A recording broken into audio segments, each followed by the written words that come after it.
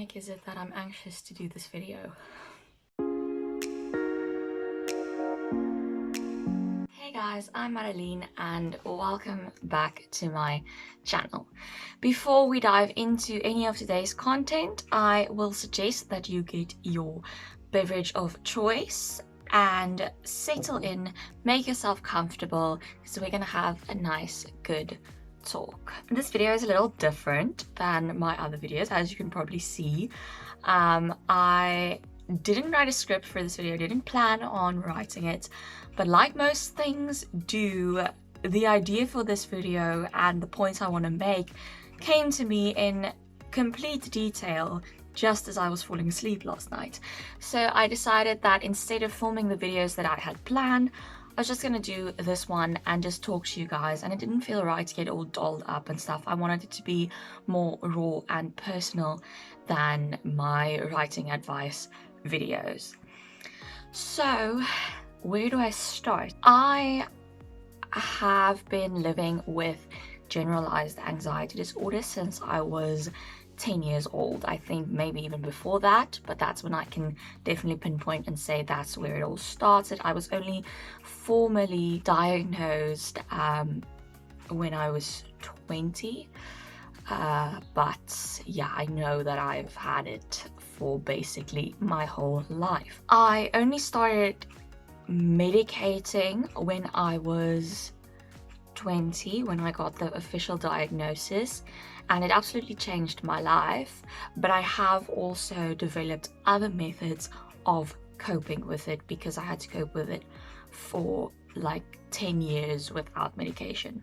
So a quick disclaimer for this video is that I'm not a medical professional, and I would definitely recommend that if your anxiety is bringing distress to you, go seek professional help, get medicated. Going on medication changed my life. Now let's head on to the tips that you can do at home that has nothing to do with medical diagnoses. So the first one is comfort objects. Now I had a lot of panic attacks. Basically every night from 10 years old I had extreme panic attacks. I was like screaming through the house and things like that. And one of the main things that caused my anxiety was fear of kind of dark forces, of demonic presence and spirits and the devil and things like that. That was something I was absolutely terrified of. So I couldn't be alone at night. That was my panic attack trigger, and it was quite hectic.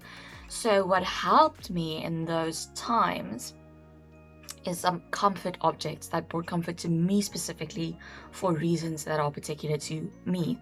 So I have a Supernatural hoodie for the TV show Supernatural that they sold to raise awareness for mental health issues, and the tagline for the campaign was always keep fighting.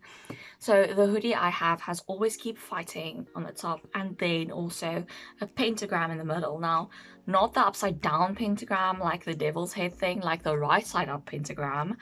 That is actually a symbol of protection against evil, because the it symbolizes choosing spirit over carnal, the four carnal needs. And I read somewhere that it was also a Christian symbol for the 5 wounds of Christ at some point. But anyway, it's protection against evil, and it says always keep fighting. So if I was really terrified, sleeping in that hoodie helped so much. And then I also have a wooden cross next to my bed, like that wooden thing is a cross, which also really helps because I am a devout Christian, so I believe in the power of the cross. So that also made me feel better. Obviously it doesn't take away panic attacks, it doesn't cure your anxiety, but it does help to have some comfort objects. Now this is very specific to me. You might have anxiety triggered by completely different things, but there's going to be some kind of object that makes you feel a little bit more comfortable, a little bit more safe. So maybe this is a weighted blanket, maybe it's a specific soft toy, maybe you have a stress ball. whatever brings comfort to you, use it, and don't feel ashamed to use it. It's great to have those comfort objects, and this may be more in line with like feelings of panic than necessarily feelings of anxiety. So yeah, if you ever feel like you're on the verge of a panic attack and you're feeling really, really panicked, try to get those comfort items around you. It may not help much, but it'll help a little bit, and that is great help in and of itself. Then the second tip is breathing. Now, I know a lot of people are like, oh, okay, breathing. People don't believe in breathing exercises. They're like, I'm not going to go to the psychologist just so you can tell me to breathe. And I get it. Like, when you're in the thick of a panic attack, it's like, don't tell me to breathe. But you can avert a panic attack or a big bout of anxiety by breathing correctly. And I started using this. My psychiatrist gave me the technique, and I started using this for the last 2 years of my life, and it's amazing. So my psychiatrist physically told me that I can take you in a calm state and put you into a panic attack by letting you breathe in a certain way. Now imagine taking that power and reversing it, using it to avert a panic attack, to avert intense anxiety. So what you do is you focus on the breathing out. You choose a count that you're going to use to exhale. So I usually go somewhere between 6 and 8, maybe start with 6 and work your way up to 8, and that's your count for breathing out. So you go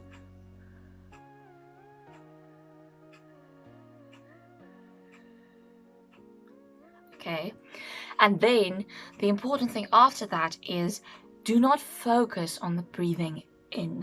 Breathing in comes naturally to your body. You can just open up your lungs and let the air in, and that is through your nose. So let's try that again.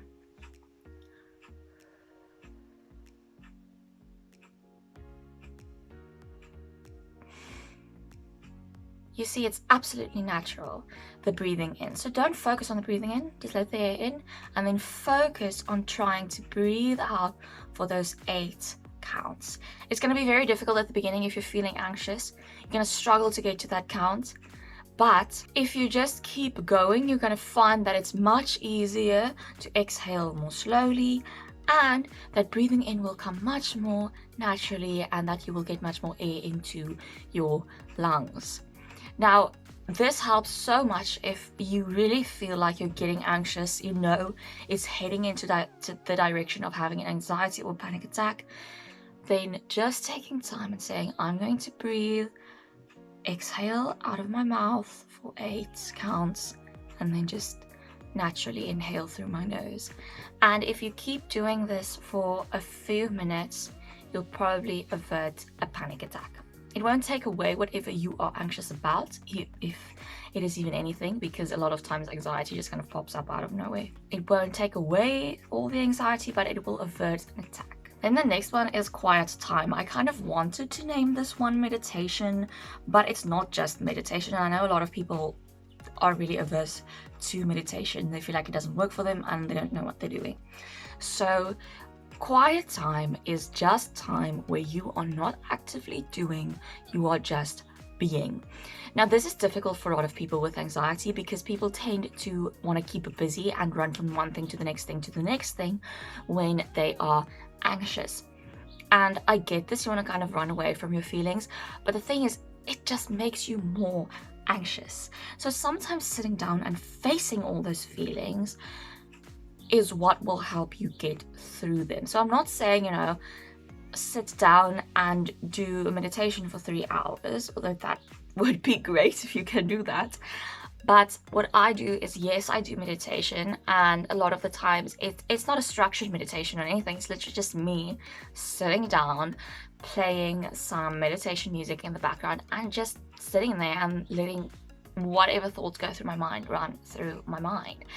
And that's great. Sometimes it's just taking a long hot bath. Sometimes it's listening to an audiobook.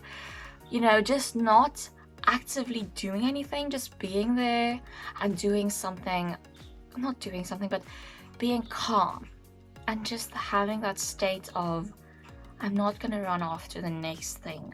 I'm going to take a break and do something that calms me.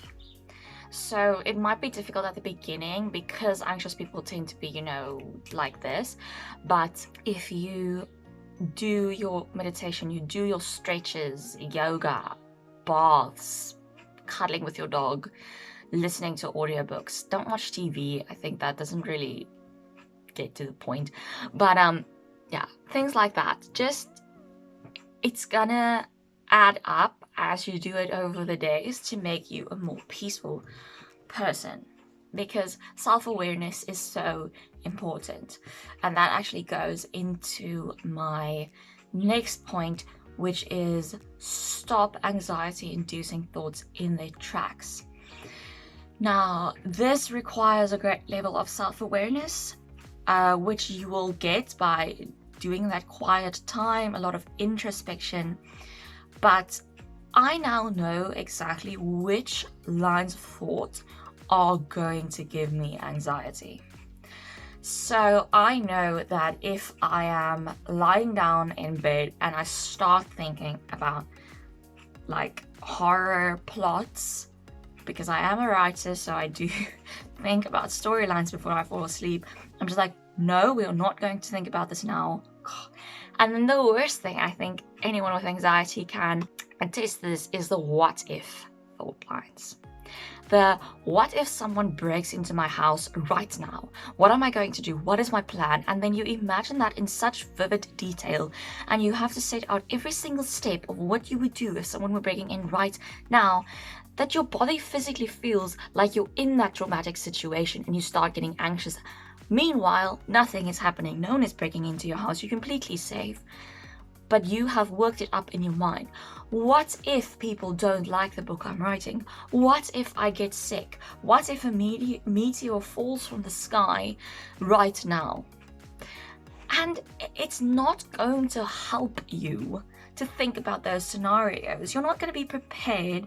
You're just going to be anxious, and you could even put yourself into a panic attack about something that isn't even happening. So as soon as you get those thoughts of, what if someone broke in right now? Go, no, we're not thinking about that right now. This isn't happening. And that actually really helps, because if you can identify those thoughts as they come into your mind, you can just get them off. You can throw them out and be like, no, I'm not going to think about this now because it's only going to stress me out, and there's no reason for that at the moment. Sometimes it's thinking about all the things that you have to do tomorrow. Maybe you're lying in bed and you have something that you have to do tomorrow that is going to be difficult, or something that you have to figure out, a problem that you have to solve. And your brain's like, no, we have to figure out the solution right now. You're like, no, brain, we don't have to figure out the solution now. We'll figure it out tomorrow. And I know this is easier said than done. It takes a lot of training to A, be aware of those thoughts, and B, be able to kick them out. But if you try as hard as you can to recognize those thoughts, you'll find yourself becoming more aware of them as you go along. Even if you write down, you sit down and you actively think, what are the starter sentences that get me into anxiety? The what ifs, the I have to do this now, or the what if there's this at the door, what if that is coming, or what if people don't like this, or what if I fail? As soon as those things start popping into your head, cut it off. You write it down, you know those are your triggers, and you cut it off. Then the next tip I have may sound a little more like airy-fairy to people, but this is self-acceptance. For me, this is a big one. I always knew that I was an anxious person, but I didn't really equate it to a real medical health issue until a few years ago. I want to tell you that accepting that you have anxiety, and this also goes with getting professional help, because then you actually have a diagnosis, but accepting that you have anxiety does so much in alleviating the anxiety, because you start seeing anxiety as a part of your life, but not a part of your worth. So rather than saying, why am I so anxious about this? I'm never going to be able to survive in a stressful environment. I won't be able to have a high stress job because I'm just going to be anxious all the time.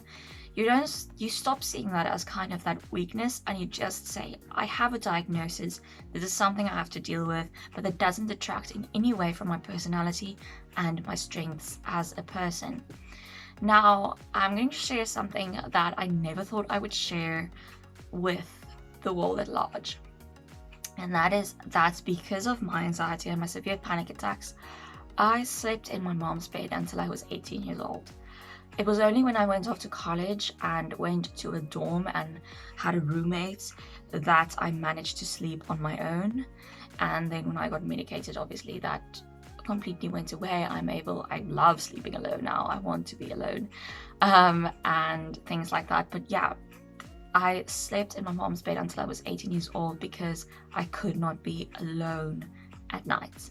It was the panic that I experienced when having to be alone at night is something that I cannot describe to anyone, and quite frankly, I don't feel like I need to justify it. But it caused me so much shame through my school years. I consider myself to be a cool person. Somewhat, I like myself, and I have accomplished great things, and I have many talents and things like that. But no matter how well I was doing, how mature I was, the people who knew that I slept in my mom's bed could always use that against me, could always throw that in my face as a flaw that I had no response on. Because my mom was told that she was babying me, and I was kind of looked down on and condescended on because I was still sleeping in my mom's bed like a child. And it was really a shameful thing for me. Some of my closest friends, I wouldn't tell them that was the situation. I would just go to sleep over and try to regulate my breathing so as not to give away that I was having a panic attack. Yeah, I can't explain the amount of shame that it caused me. I didn't want to tell anyone, and I felt that it was really just this fatal weakness that I had no way of rectifying, and that was just always going to be there. And now I don't mind telling people about it, quite frankly, because it's not that there was some kind of weakness or flaw in my personality. It was that I was so mentally ill that I couldn't be alone at night. It was something that I was a victim of, not something that I was putting forward because I had some kind of flaw in my personality.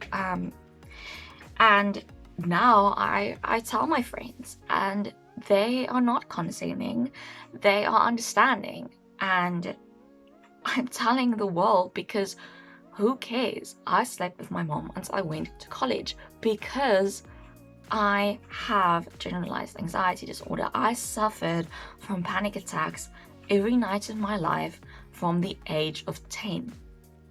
And that's nothing to be ashamed of. So I think a lot of the times when we are anxious in a situation, we feel like we are being babies in that situation, that we're not strong enough to handle it, that we are not mature enough or rational enough to get through this situation. And that's bullshit. I'm telling you right now, it is bullshit. Yes, if you are completely untreated, there may be situations in life that you will not be able to handle, but that doesn't mean it's because there is a fundamental flaw in who you are. It just means that you have a diagnosis, that you have mental illness. And here's the thing, mental illness can be treated and it can be managed, and it's nothing to be ashamed of. I know there's still a stigma out there. I know there's still people who are like, it's just stop being stressed, stop being sad, and like anxiety and depression does not equal stress and sadness. But some people are still very ignorant, but I don't care. I don't care that they are ignorant people. I know the truth. And that is such a freeing feeling, because shame also gives lead to anxiety, feeling that you are not good enough, that there's something integrally wrong with you, causes anxiety. So as soon as you can get to that point where you go, I am not anxiety, I have anxiety, it's a freeing concept, and it takes away a lot of that anxiousness. And then my final tip is talking to people. Now this kind of bleeds into what I said in the previous point with people who are still like very ignorant and kind of just assholes, let's be honest. So if there are people in your life who do not understand, and for the life of them will not understand, just fuck them. Just don't talk to them about it. You can just ignore them. And I know this is easier said than done, because sometimes it's people who are really close to you. Sometimes it's the person who has to pay your medical bills. But you do not have the responsibility to educate people. Now, I'm not saying, turn away people who genuinely come to you good-heartedly with questions and say, I don't understand this, please explain. I'm talking about the people who are just living in the Stone Ages and don't understand mental health and mental illness at all, and they don't care to understand it either. Don't talk to them about it. Don't worry about their opinion. If you know, you know. But what's really great is being able to talk to someone who gets it. Now, obviously, if you seek professional help, you have that as a psychologist, but it is sometimes nice to talk to someone not in a professional capacity about anxiety. So if you have friends who will understand, family members who will understand, talk to them when it gets too much, when you know, I'm being anxious at this moment, that's what's happening, and I really just need to talk it out. And it helps. I know it sounds weird, because how could it help? Because you're just reiterating what is in your mind, but it does. Just getting it out there does. Even if the person doesn't offer you a solution, and sometimes it's kind of annoying when the person tries, it just helps to get it out there. And if you don't have these people in real life, you can find these people online. How you can come talk to me on any of my social media links, they're all listed below. Tumblr has a great way to contact people anonymously if you want to do it that way. Find someone you can talk to about the things that make you feel anxious, about how you're feeling at the moment, and don't be ashamed to share how you're feeling, because you are not anxiety, you have anxiety. So yeah, please feel free to come talk to me about your anxiety if you want to. I am here. I consider myself a helpful and kind person. That's my tips for today on managing, or not really managing, but more alleviating some of that anxiety. Please, if you feel that anxiety is affecting your life profoundly, seek professional help.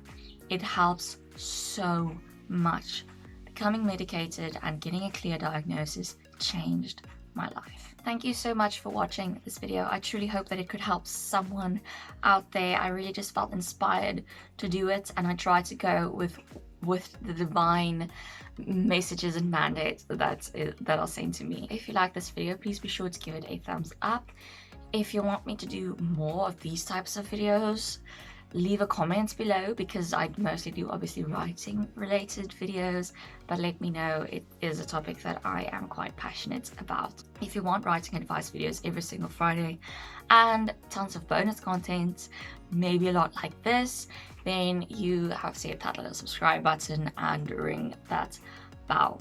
You can also follow me on all my social media accounts. They're linked below. I also have a website.